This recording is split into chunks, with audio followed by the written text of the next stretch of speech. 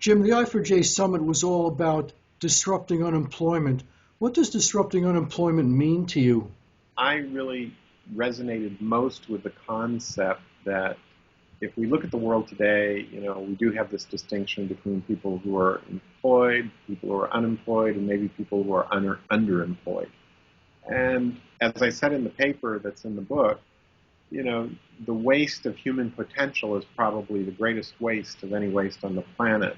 And maybe I should talk about cognitive assistance for a minute, because that was the key focus of my paper. Today, it's like Martin has to get a job or Jim has to get a job. And we use our brain power primarily in the knowledge economy to do our work.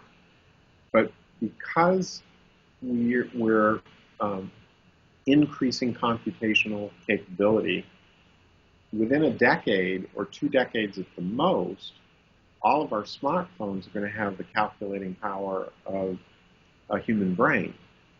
And by 2055, 100 brains. So it's not just like me alone getting a job. It's going to be me plus all my cognitive assistants. It's sort of like me and my army of cognitive assistants and you and your army. For example, at IBM, we're developing the Watson system to help doctors be better doctors. We're helping lawyers be better lawyers with cognitive assistance. So we're building cognitive assistants that help different professions. But we're also thinking about cognitive assistants that will help different social roles. For example, the most needy in society. The homeless person, maybe part of the reason they can't get a job is they don't have a place to stay that night. Now, the cognitive assistant can help them find a place to sleep. And so what we're entering is a world where it's going to be relatively cheap and easy to provide that type of augmented capability to every person. People and their cognitive assistants will be posting things that they want done. And people and other cognitive assistants will be looking at those things that other people want done and more efficiently being able to say, I can do that unique thing. That's a unique thing that I'm specially qualified for. And so the matching will be, far, far more efficient. Really what's happening and what we're working on with our technologies is to augment human performance. So how do we make better doctors? How do we make better lawyers by using the technology to support that? And so, those rows of how-to books, how to be a better, those will be ingestible into cognitive assistance instantly, textbooks. It'll take a day or two to build a cognitive assistant by 2025.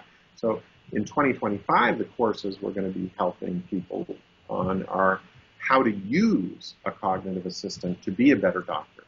By 2035, the courses will be how to use cognitive assistants to help build startups. The cognitive assistants are going to help us have better policymakers. So we'll have policymakers with cognitive assistants, and they're going to be more articulate and persuasive at arguing for the types of political change that are necessary. One of the technologies we've been developing is called Debater, which is able to help people be better debaters. So yes, I'm cognitive assistance, necessary. Rule change, necessary. And as you put those together and you get greater and greater capability more rapidly, we are going to have to change the culture and the rules again so that we take more complete responsibility for what we're capable of creating.